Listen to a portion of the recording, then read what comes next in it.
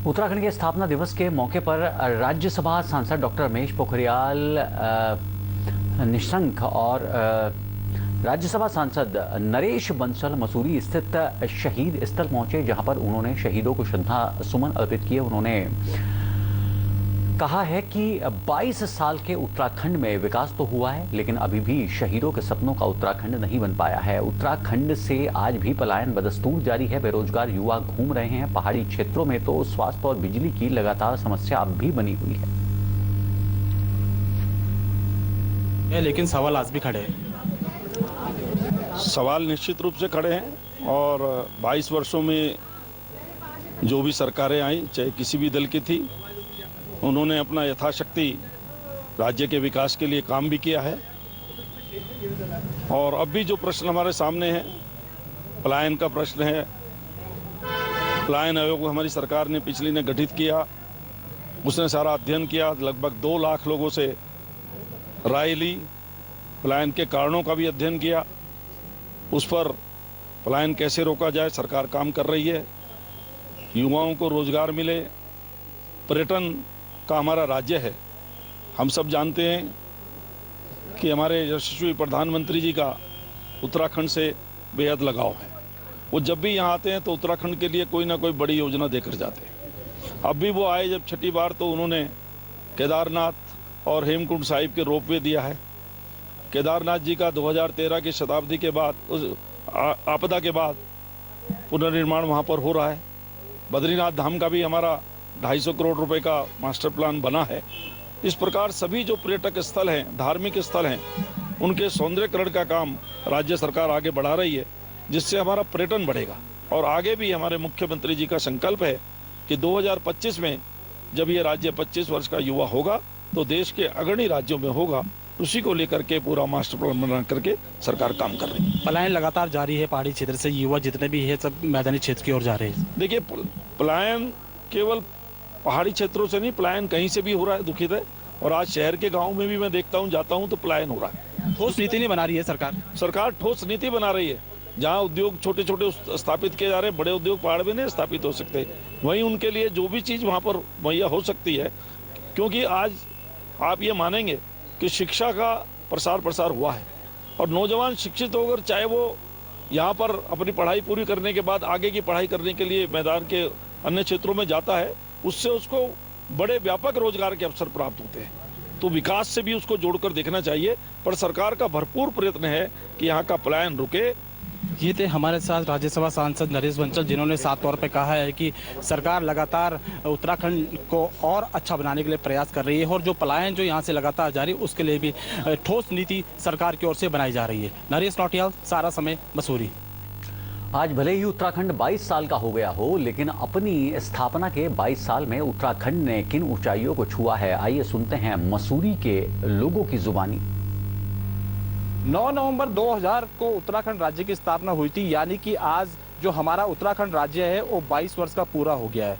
तो जिन मुद्दों को लेकर उत्तराखंड बनाया था, क्या वो सपने पूरे हुए या नहीं हुए, हमारे साथ बातचीत करने के लिए यहाँ पे राज्य आंदोलनकारी हमारे साथ 2-3 लोग हैं। तो उनसे हम जाने कि जिन सपनों को लेकर उत्तराखंड बनाया था, क्या वो सपने पूरे हो रहे। तो हमारे साथ सबसे पहले हम बात करेंगे जयप्रकाश उत्तराखंडी जी है, जो राज्य आंदोलनकारी, उनसे हम जानेंगे।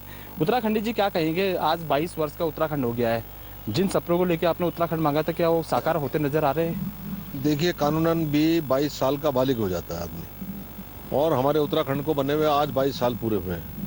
लेकिन जिन मुद्दों के लिए, जिन सपनों के लिए, जिन आकांक्षाओं के लिए उत्तराखंड राज्य के लिए लड़ाई लड़ी थी, जिसमें लगभग 42 शहादतें हुई और हमारी रिपोर्ट के अनुसार हजारों लोग जेल गए, पुलिस का उत्पीड़न सहा और उन्होंने यातनाएं सही। इंद्रमणि बडोनी जी जो हमारे पर्वतीय गांधी थे, आज उन्हें मरे हुए भी कम से कम जो है 23 साल हो चुके हैं। लेकिन जिन सपनों के लिए ये लड़ाई लड़ी गई थी, उसमें से कोई सपना पूरा नहीं हुआ। उत्तराखंड बनने के बाद जितने भी मैदानी शहर थे, चाहे वो देहरादून हो, चाहे हरिद्वार हो, उधम सिंह नगर है, विकास का पैमाना जो है वहीं पर सेंट्रलाइज हो गया और पहाड़ जो है पूरे विकास की धारा से वंचित कर दिए गए।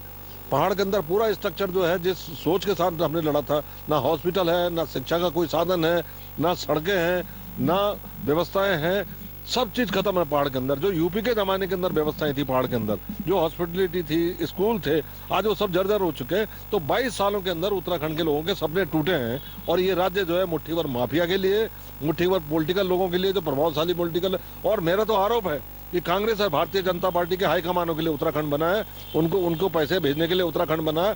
ये उत्तराखंड जो है दिल्ली और नागपुर से चलता है। बिल्कुल, देखिए भाजपा की सरकार भी रही है और कांग्रेस की सरकार भी रही है, लेकिन दोनों ने उत्तराखंड राज्य को छला है, ये कहना है उत्तराखंड राज्य आंदोलनकारियों का। तो हमारे साथ और भी है। केंतुरा जी, आपसे अगर बात की जाए तो 22 वर्ष का पूरा हो गया है उत्तराखंड राज्य, है ना? आप लोगों ने, काफी लोगों ने यहाँ पे शहादतें दी थी, आप राज्य आंदोलनकारी रहे हैं। क्या मानते हैं आपकी, जो आपने सोचा था कि उत्तराखंड बनने के बाद हमारा विकास होगा, क्या हो रहा है?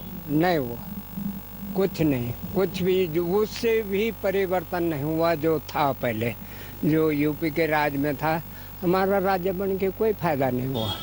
आज वो, तब भी हम वीरान थे, आज भी हम लोग वीरान हैं। कुछ नहीं है हमारे हिसाब से। जो लड़ाई लड़ी गई थी, इस के हमारे आने वाली पीढ़ी को सुख सुविधाएं मिलेंगे, लेकिन ऐसा हुआ नहीं है।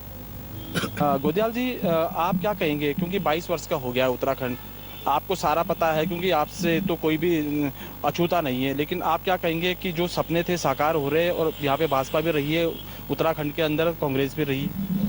राज्य बनने के बाद राजनीति तौर पे जो सरकारें बनी वो भाजपा और कांग्रेस की दोनों की रही और लगातार 22 सालों तक इनका आपस में मित्रवत विपक्ष की जो भूमिका रही, भाजपा कांग्रेस आपस में एक दूसरे पे आरोप लगाते रहे।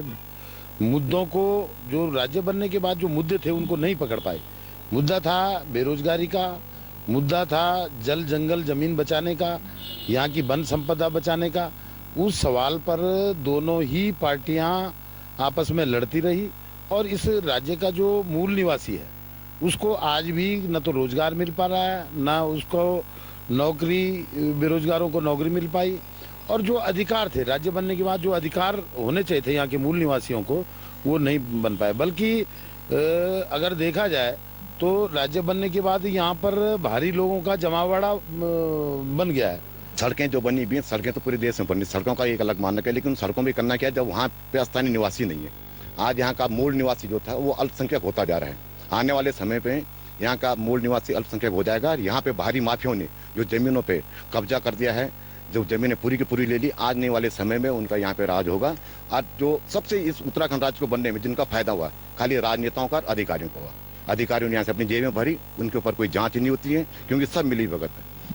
बिल्कुल, देखिए ये थे हमारे साथ यहाँ के उत्तराखंड राज्य आंदोलनकारी, जिन्होंने साफ तौर पर कह दिया है कि उत्तराखंड तो बना दिया है, लेकिन जिन मुद्दों को लेकर उत्तराखंड मांगा था वो अभी तक सपने पूरे नहीं हुए। उत्तराखंड के जो पहाड़ी क्षेत्र है वहाँ से पलायन लगातार जारी है। भाजपा की सरकार रही है, कांग्रेस की सरकार रही है, लेकिन दोनों ने यहाँ की जनता को छला है। नरेश टौटियाल, सारा समय, मसूरी। यहाँ वक्त हो चला एक छोटे से ब्रेक का।